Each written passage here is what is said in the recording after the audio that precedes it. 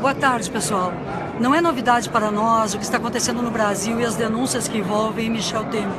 Não é novidade porque aqueles que prometeram que Temer conseguiria estabelecer uma estabilidade nacional, de que o seu governo poderia ser exatamente a antítese, o enfrentamento à situação da corrupção, já mentiam desde o início. E aquilo que Romero Jucá disse lá na delação e nas gravações que vieram a público, de que todo esse golpe, todo esse impeachment estava destinado, na verdade, a diminuir as investigações sobre corrupção, está claro cada vez mais. Hoje, o chamado Sérgio Machado envolveu mais uma vez o nome de Michel Temer em denúncias de corrupção. Nós estamos diante de um presidente que não tem condições de permanecer onde está, porque nem presidente o é. Nós estamos diante de um desafio de fazermos crescer o movimento popular e social para mostrarmos que a única estabilidade possível para o Brasil é aquela que emana da população diretamente. Eu me dirijo a vocês diante dessas questões porque, ao mesmo tempo que a Câmara dos Deputados conseguiu, por 2 votos no Conselho de Ética ontem, levar adiante o processo contra Eduardo Cunha, e que a nossa expectativa é que essas pessoas envolvidas em corrupção saiam do poder e que o poder seja exercido por quem foi eleita pela presidenta Dilma, eu vejo que Cunha está livre, que boa parte dos corruptos ficam livres. Mas eu vejo hoje iniciativas muito fortes, muito danosas, de um Estado que se transforma cada vez mais em um Estado de exceção contra as pessoas que lutam por direitos. Ao longo desse último mês, em São Paulo, por exemplo, nós tivemos uma polícia violenta, uma ação articulada, mobilizada da polícia do governo estadual contra o movimento dos trabalhadores sem teto.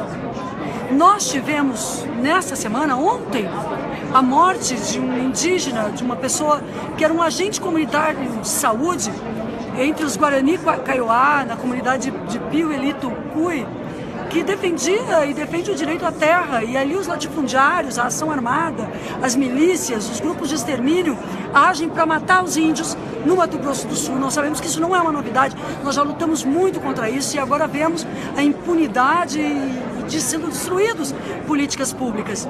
E hoje, em Porto Alegre, no Rio Grande do Sul, nós tivemos uma violência absurda, comandada pelo governo estadual, pelo governo do governador José Ivo Sartori, do PMDB, contra os estudantes secundaristas, contra a juventude, contra professores e professoras municipais e do Estado, professores e professoras que estão com seus salários parcelados, que não estão recebendo em dia, que estão no movimento de greve, com vários movimentos, mas que tem tido na ocupação das escolas pelos estudantes uma defesa importante da educação pública de qualidade.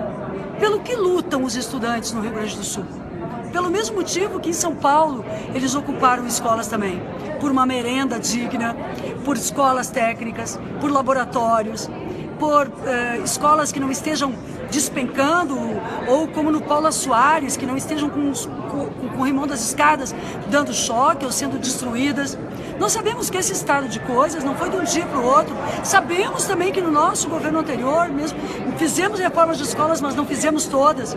Mas o absurdo é que a violência seja a única ligação de um governo estadual com a juventude, com os estudantes e com os professores.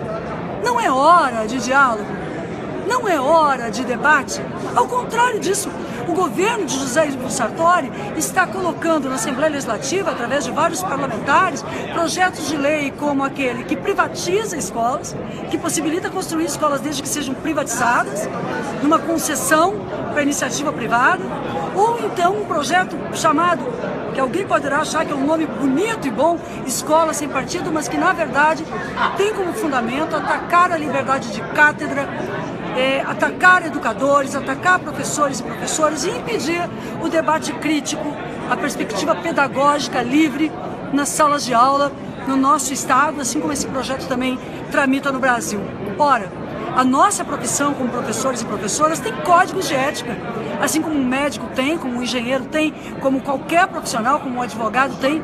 Um professor não está movido pelo interesse de fazer apenas o debate político partidário, muito menos, mas a criticidade das opiniões tem que estar, sim, dentro da sala de aula, no debate franco, livre, ao mesmo tempo que a gente discute e aprende sobre português, sobre matemática e trabalha sobre o orçamento, sobre a história, sobre a geografia, sobre as nossas origens, sobre as nossas lutas, sobre democracia.